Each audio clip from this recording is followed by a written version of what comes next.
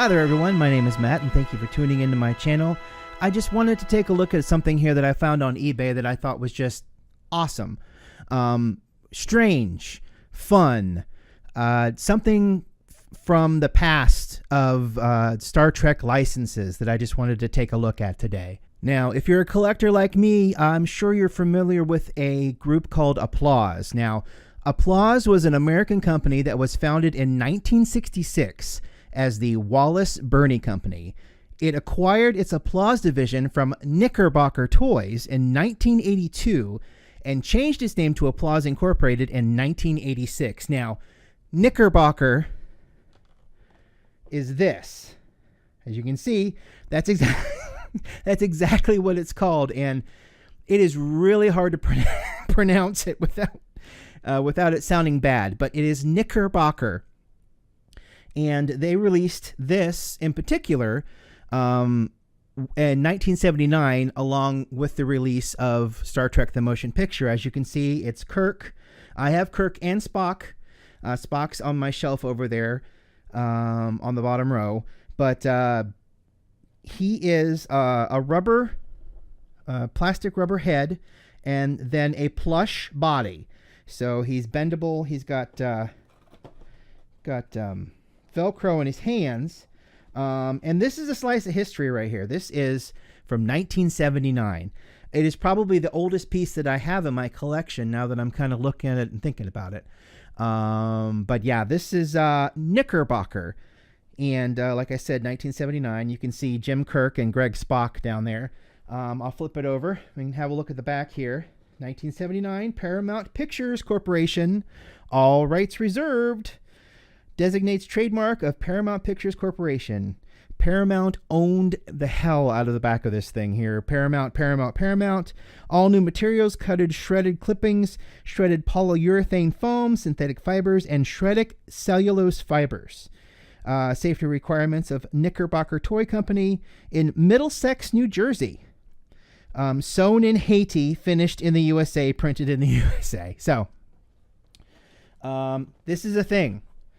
And it's just one of the many cool, funny, weird things in the history of the Star Trek license. Well, I have another one right here. Now, Applause went into bankruptcy in 2004, and I think you're about to see why. Applause itself produced many figures, statues, dioramas, and other collectibles based on a variety of licensed franchises, including Star Trek, Stargate, and Star Wars.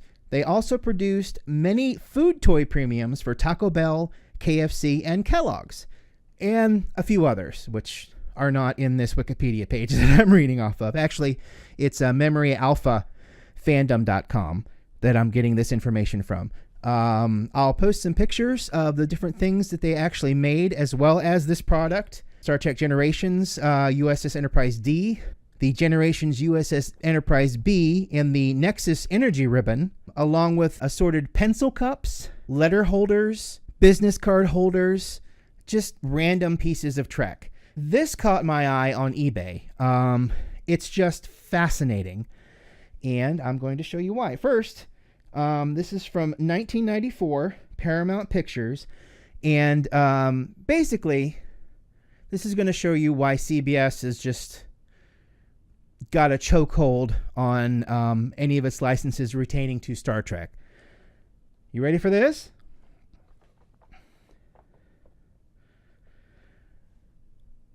I'll just let it sink in for a second here. We have Odo, Dax, Kira, Miles, Proprietor Quark, and Commander Sisko. So this is all prior to the Defiant and Commander Worf, Lieutenant Commander Worf, I guess at the beginning, showing up on DS9. So let's take the lid off. It's actually it's in a really nice box. It's got a nice little clear plastic front to it, and of course it's got all the names. And then down here at the bottom, of course, it says Applause. Everyone loves to get applause. Sure, why not? Put this to the side. As you can see, I don't know what Dax is doing. I have no idea. I can tell that she's using her tricorder. I can tell that her hand is on some kind of control panel, but she's got her leg cocked and she's not seated. So I don't know what exactly she's doing or what kind of a pose this is supposed to represent, because she's not sitting and she's not quite standing. Now we got Odo over here who has done the bulkhead morph that he does, the changeling morph that he does into a bulkhead many times. It's just strangely represented right here. It looks like he's wearing a skirt, or it looks like he's actually a wave coming in on a beach. And then we've got Major Kira, who is about to start her own relay race. I have no idea what kind of a pose that is. That's, that's unique. She's running. Definitely running. She's on starter's orders. Down here we've got Miles O'Brien as a pole dancer. If that's your thing. No, it looks like he's working on cables. He's got his foot back here on a bulkhead. And he's got the most futuristic wrench I think I have ever seen in his hand there. But yeah, that's Miles O'Brien. Here is what they deemed as Proprietor Quark doing what he does best, which is pouring booze at his bar. You can see the bar represented there. But yeah, there's Quark. I don't know which eye's trying to look at me, but it's one of them. And then you got Ben Sisko right here, who is about to fire his Type 2 phaser while calling someone on his communicator. So, and he's about the most normal standing of the bunch. Also with his little piece of bulkhead down here. Yeah, it is a sight to behold here. Back in the 80s and 90s, Paramount was really willy-nilly with the Star Trek licenses. They said, anyone want to buy it for a year? Okay, give us your money and do what you will. With very little oversight, it seems. A lot of the toys that came out were filled with quality control issues. A lot of it didn't look like what they were supposed to represent. There were just so many different things that came out that just were wrong, and it didn't make any sense. I mean, think about in the 70s and the 70s. The 70s were like a Wild West for a lot of those toys. Back in the 60s, they would take a ray gun that a toy group was selling and slap Star Trek on the side of it. I mean, there's an infamous one where someone took a police helmet and put Star Trek on the front of it and Spock on it somewhere and just said, this is a Star Trek product. So, I mean, it was just such a wild, Wild West time. And it wasn't until CBS decided to get into the ball game and rein in all of these licenses, saying we need to represent this product better, that we started to see some quality come back to it. Diamond Select is a good example. Diamond Select Art Asylum figures that came out are spectacular. Diamond Select doing the phasers, they look great.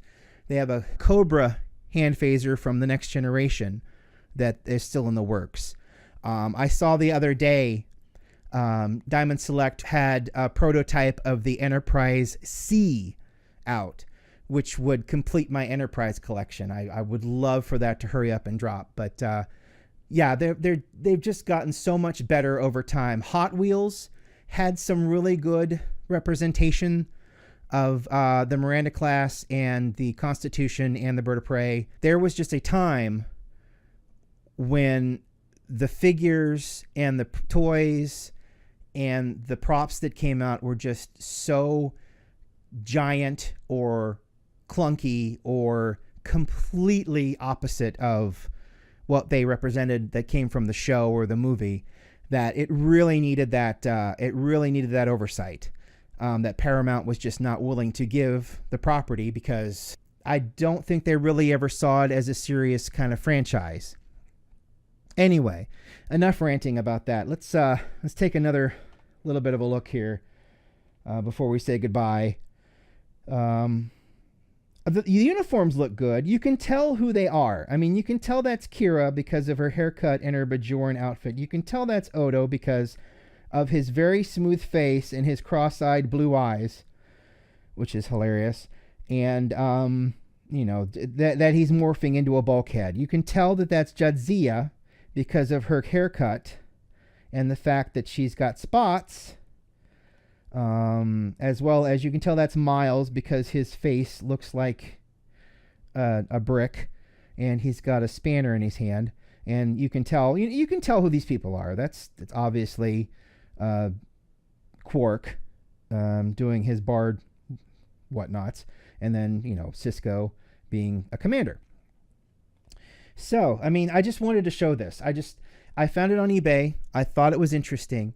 I just wanted to show you a little piece of history because I can look at what we have now that's coming out now, such as my review on the McFarlane Toys Kirk and Picard, and I can look at those and I can say, gosh, what were you doing?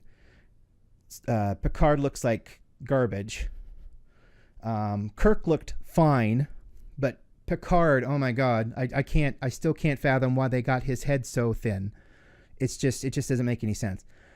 But we can look at that today and say, what were you thinking? We can't go back to 1994 and say, applause. I mean, why the cross eyes? Why? I don't understand.